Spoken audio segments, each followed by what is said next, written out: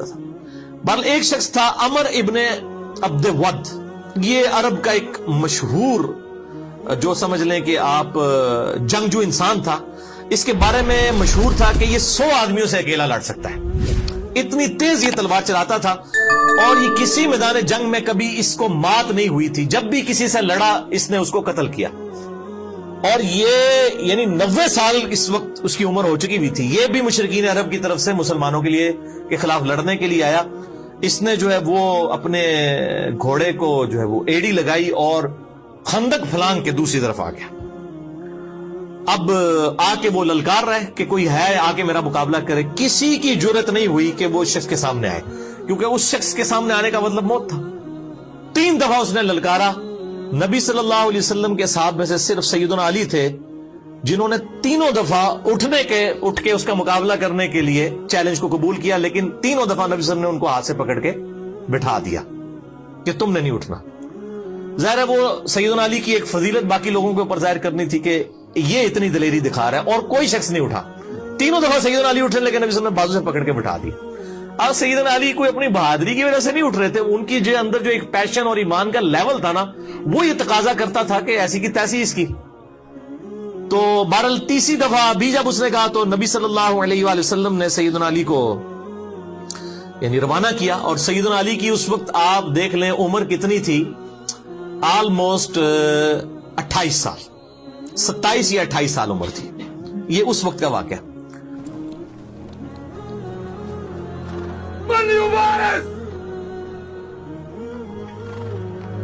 يا عمرو إنك قد كنت عاهدت الله ألا يدعوك رجل من قريش إلى إحدى خلتين إلا أخذتها منه. अजल। तो अब वो जब सामने आया तो सैयदना अली के जो वालिद थे अबू तालिब, उनके साथ उसकी दोस्ती थी अमर इब्ने अब्द वद की। और उसने कहा कि यार तू क्यों मेरे हाथों मरना चाहता है, तू किसी और को भेजो, मैं तुम्हारे साथ लड़ाई नहीं करूंगा।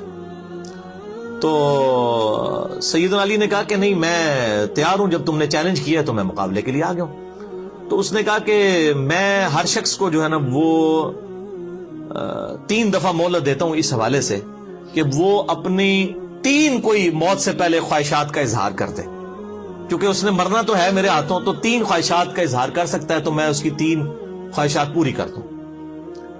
तो सैयदना अली ने कहा कि मेरी पहली ख्वाहिश यह है कि तू कलमा पढ़ के मुसलमान हो जा। فإني أدعوك إلى الله ورسوله وإلى الإسلام. لا حاجة لي بذلك. فإني أدعوك إلى النزال. لما يا ابن أخي؟ فوالله ما أحب أن أقتلك. لكني والله أحب أن أقتلك. ठीक है, ये देखे ना तरबियत क्या हुई है। कोई गज़वा खैबर के मौका पर भी जब सैयदना अली को नबी सल्लल्लाहु अलैहि वसल्लम ने भेजा तो उस वक्त बुखारी मुस्लिम में आता है कि अली पहले उनको दावत देना, अगर तेरी वजह से एक शख्स को भी हिदायत मिल गई तो तेरे लिए सुर्ख ऊंटों से बेहतर है।